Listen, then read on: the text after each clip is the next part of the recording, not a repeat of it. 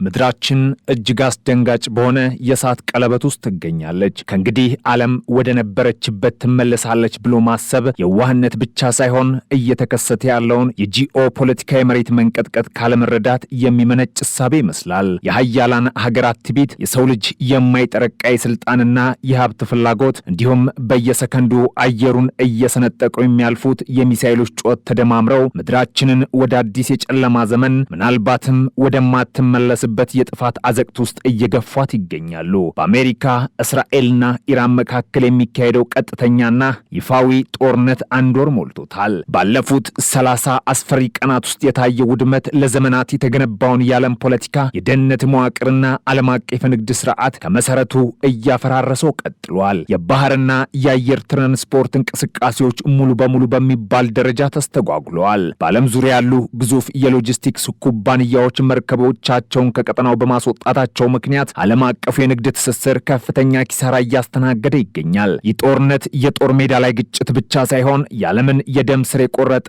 የኢኮኖሚ ውድመት ሆኗል። የዚህ የኢኮኖሚ ውድመት ዋነኛ ማሳያ የሆነው የነዳጅ ገበያ ነው። የአንድ በርሜል ድፍድፍ ነዳጅ ዋጋ ከ115 በላይ እየተሸጠ ይገኛል። የአሃዝ ከጦርነቱ በፊት ከነበረው የገበያ ዋጋ ጋር ሲነጻጸር እጅግ ከፍተኛ የሆነና በመቶኛ ሲሰላ ከፍተኛ ጭማሪ ያሳየ ነው። የነዳጅ ዋጋው በዚህ ልክ ሰማይ ቢነካም ደህንነቱ ይጠበቅና ዘላቂነት ያለው በቂ ነዳጅ ምርት ከባህረ ሰላጤው ሀገራት ማግኘት ግን እጅግ አዳጋች ነው። አልፎ ተርፎም የማይታሰብ እየሆነ መጥቷል። መርከቦች በየቀኑ በሚሳኤልና በድሮን በሚደበደቡት የሆርሙዝ ወሽመጥ አቋርጦ ነዳጅ ማጓጓዝ ራስን የማጥፋት ያህል የሚቆጠር አደገኛ ጀብዱም ሆኗል። ፕሬዚዳንት ዶናልድ ትራምፕና የእስራኤል ጥምረት በኢራን ላይ የከፈቱት ወታደራዊ ዘመቻ ዛሬ አዲስ ያልተጠበቀና እጅግ አደገኛ ምዕራፍ ላይ ደረሰ ሲሆን ከየአቅጣጫው የሚወጡ የስለላ የዲፕሎማሲና የወታደራዊ መረጃዎች ቀጣዮቹ ጊዜያትም ከስካሁኑ በከፋ ሁኔታ አስፈሪ ስለመሆናቸው ቁልጭ አድርገው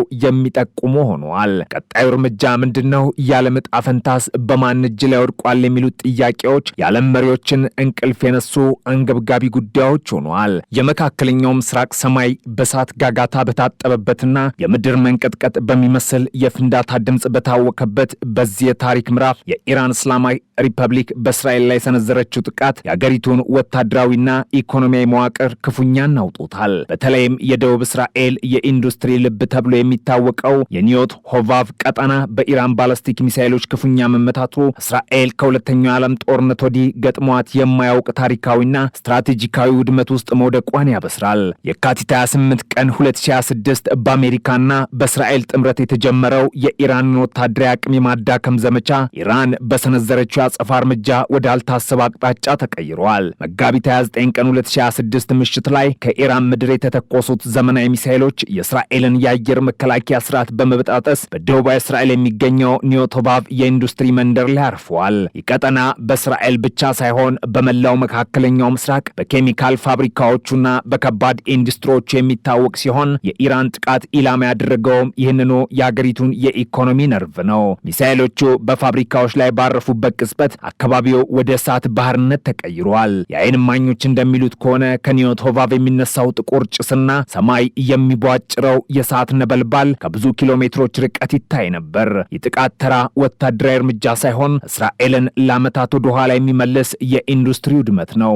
የኬሚካል ጋኖች በመበሳታቸውና ግዙፍ ፋብሪካዎች በመጋየታቸው አካባቢው ለሰው ልጅ መኖር የማይቻልበት ምድረ በዳ ሆኗል። ሰራተኞች በድንጋጤ ወደ መጸለያ ክፍሎች እንዲገቡ ቢታዘዙም የፍንዳታው ኃይልና የፈሰሰው መርዛማ ኬሚካል የፈጠረው ስጋት ግን ከቁጥጥር ውጭ መሆኑን ተገልጿል። በኒዮት ሆቫቭ የደረሰው ጥቃት ከቁሳዊ ውድመት በላይ የከፋ የኬሚካል አደጋ አስከትሏል። እንደ እስራኤል የእሳት አደጋና ማዳን አገልግሎት ዘገባ ሚሳኤሎቹ ስትራቴጂካዊ በሆኑ የኬሚካል ማጠራቀሚያዎች ላይ በማረፋቸው ከፍተኛ መጠን ያለው አደገኛ ንጥረ ነገር ወደ አየርና ወደ ምድር ፈሷል። ይህን ተከትሎ የቤርሳቤ ከተማን ጨምሮ በመላው ደቡባዊ እስራኤል የሚገኙ ነዋሪዎች በመርዛማ ጭስ የመታፈን አደጋ ተጋርጦባቸዋል። የእስራኤል ልዩ የኬሚካል አደጋ መከላከያ ቡድኖች ወደ ስፍራው ቢሰማሩም በየደቂቃ የሚወርዱት ሚሳኤሎችና እየተስፋፋ የመጣው እሳት የማዳን ስራውን ክፉኛ አስተጓጉሎታል። በፋብሪካዎች ውስጥ የነበሩ መርዛማ ጋዞች በአካባቢው አየር ላይ መሰራጨታቸውን ተከትሎም ባለስልጣናት በሺዎች የሚቆጠሩ ሰራተኞችና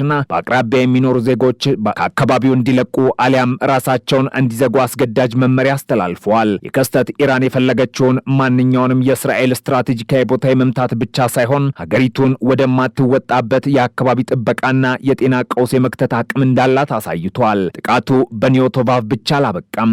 የደቡብ እስራኤል ዋና ከተማ በምትባለው ቤርሳቤ ላይ የወረዱት ሚሳኤሎች ከተማዋን ወደ ጦር አውድማነት ቀይሯታል። በከተማዋ የተለያዩ ስፍራዎች ላይ ያረፉት ሚሳኤሎችና የተጠለፉ የጥይት ስብርባሪዎች በመኖሪያ መንደሮችና በመንግስት ተቋማት ላይ ከፍተኛ ጉዳት አድርሰዋል።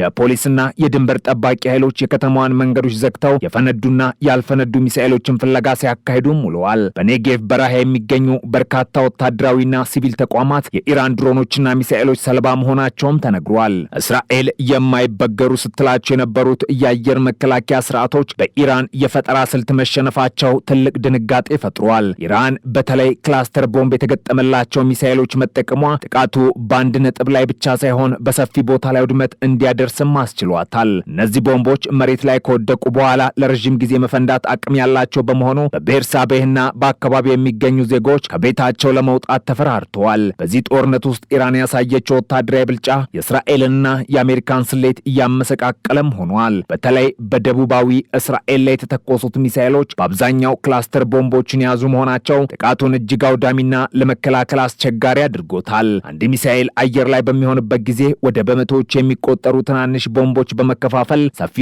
የኢንዱስትሪ ቀጠና እንዲያዳርስ ተደርጎ የተሰራ ነው። ይህ ቴክኖሎጂ የእስራኤልን የአየር መከላከያ ሳቹሬሽን በማድረግ አቅሙን እንዲያጣም አድርጎታል። እንደ እስራኤል መከላከያ ሰራዊት ገለጻ ምንም እንኳን 92 በመቶ የሚሆኑት ሚሳኤሎች መክሸፋቸው ቢነገርም የቀሩት 8 በመቶ ግን በሀገሪቱ ላይ ያደረሱ ጉዳት ወደር የለውም። በተለይ 150 የሚሆኑ የተለያዩ የጥቃት ነጥቦች መመዝገባቸው ኢራን በአንድ ጊዜ በርካታ ኢላማዎችን የመምታት አቅሟን አሳይታለች። በቴል አቪቭና በሌሎች ማዕከላዊ ከተሞች ላይ ያረፉት የ100 ኪሎ ግራም ሚሳኤሎችም የህንፃዎችንና የተሽከርካሪዎችን ውድመት አስከትሏል። እስራኤልና አሜሪካ የኢራንን የአገዛዝ መዋቅር ለመናድና የኒውክሌር አቅሟን ለማጥፋት በሚል የጀመሩት የመከላከያ ዘመቻ በተግባር ሲታይ ግን ኢራንን ይበልጥ እንድታንሰራራና ቀጠናዊ ተጽዕኖዋን እንድታጠናክር አድርጎታል። የኢራን ሚሳኤሎች የእስራኤልን ብቻ ሳይሆን በባህረ ሰላጤ የሚገኙ የአሜሪካን ወታደራዊ ይዞታዎችና አጋር ሀገራትንም ክፉኛ መጥተዋል። በኩዌት የሚገኙ የንግድ ወደቦችና በሳውዲ አረቢያ የሚገኙ ስትራቴጂካዊ ስፍራዎች በኢራን ድሮኖች መጋየታቸው ኢራን መላውን ቀጠና የመቆጣጠር አቅም እንዳላት ማሳያ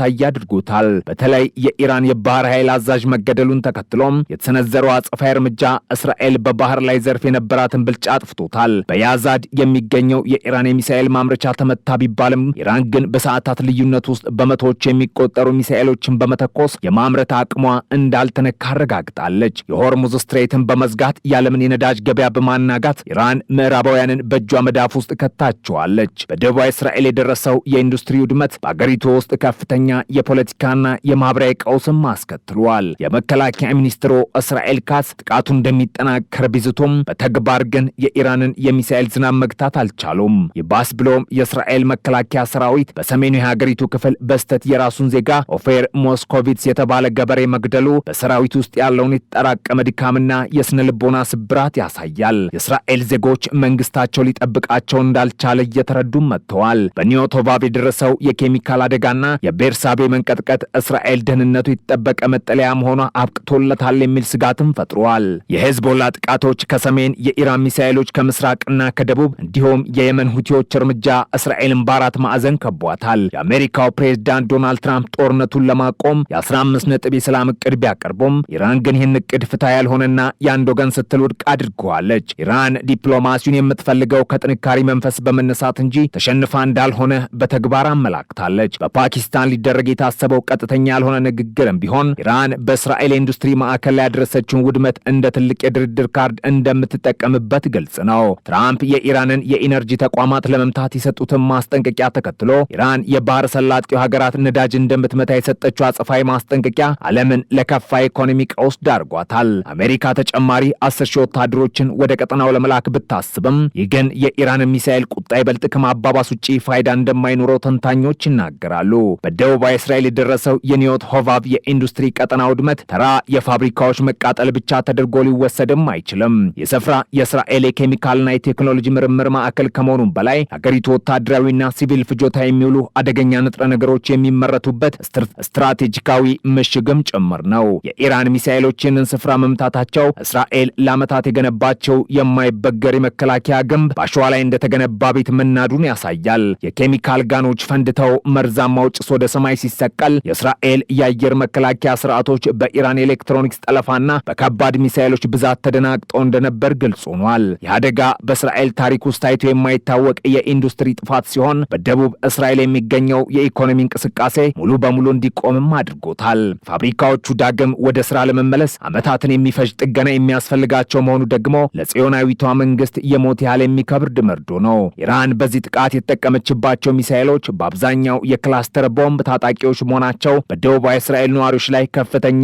የስነ ልቦና ስብራትን ፈጥሯል። አንድ ሚሳኤል ብቻ በመቶዎች የሚቆጠሩ ትናንሽ ቦምቦችን በሰፊ ቦታ ላይ በመበተን የኒዮቶቫቨን የኢንዱስትሪ ማሽነሪዎችና የኬሚካል ጋኖች አውድሟል። እነዚህ ትናንሽ ቦምቦች መሬት ላይ ከወደቁ በኋላ ሳይፈነዱ ሊቆዩ የሚችሉ በመሆናቸው መላው የደቡብ እስራኤል ግዛት ወደ ፈንጂ ቀጠናነት ተቀይሯል። የቤርሳቤህ ከተማና በዙሪያ ያሉ የኢንዱስትሪ መንደሮች ዛሬ የሚታወቁት በምርታቸው ሳይሆን በየመንገዱና በየፋብሪካው ግቢ ውስጥ ተረሽተው በሚገኙት የእነዚህ አደገኛ ቦምቦች ስብርባሪዎችም ነው። ይህ የኢራን ስልት የእስራኤልን የጸጥታ ኃይሎች ስራ እጅግ አወሳስቦታል። ቦምብ አምካኝ ቡድኖች በየቦታው ቢሰማሩም በሚሳኤሎች ብዛትና በጥቃቱ ስፋት ምክንያት ሁኔታውን መቆጣጠር የማይቻልበት ደረጃ ላይ ተደርሷል። የደቡቡ ጥቃት ገና ሳይበርድ የኢራን ቁጣ ወደ ማዕከላዊ እስራኤልና ወደ ቴልአቪቭ ዘልቆ ገብቷል። በቴልአቪቭ ከተማ ላይ ያረፈው ባለ 100 ኪሎ ግራም የኢራን ሚሳኤል የከተማዋን ዘመናዊ ህንፃዎችና ውድ መኪናዎች ወደ አመድነት ቀይሯቸዋል። ይህ ጥቃት እስራኤል ደህንነቱ የተጠበቀ ነው የምትለው ማዕከላዊ ግዛቷ እንኳን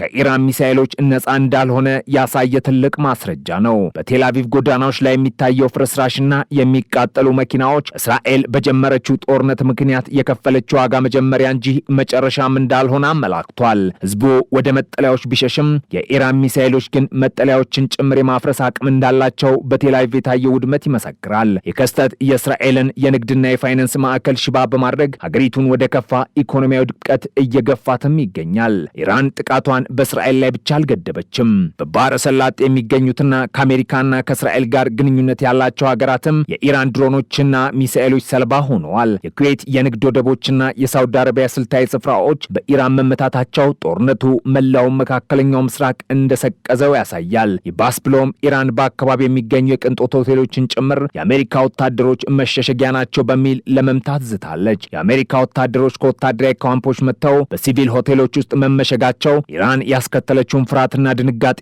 ቁልጭ አድርጎ ያሳያል። ሆቴሎች የአሜሪካን ወታደሮች እንዳይቀበሉ የቀረበው ማስጠንቀቂያ በአካባቢ ያለውን የቱሪዝምና የንግድ እንቅስቃሴ ሙሉ በሙሉ አሽመድምዶታል። ኢራን የጠላቶች የደጋፊ የምትላቸውን ሁሉ ያለምንም ምህረት እንደምትቀጣ በተግባር እያሳየች ነው። ኢራን የእስራኤልን የኢንዱስትሪ ማዕከላት ከማውደም ባለፈ የዓለምን የነዳጅ መስመር በሆነው በሆርሙዝ ስትሬት ላይ ያደረገችው ቁጥጥር ዓለምን ወደ ጨለማ እየከተተ ነው።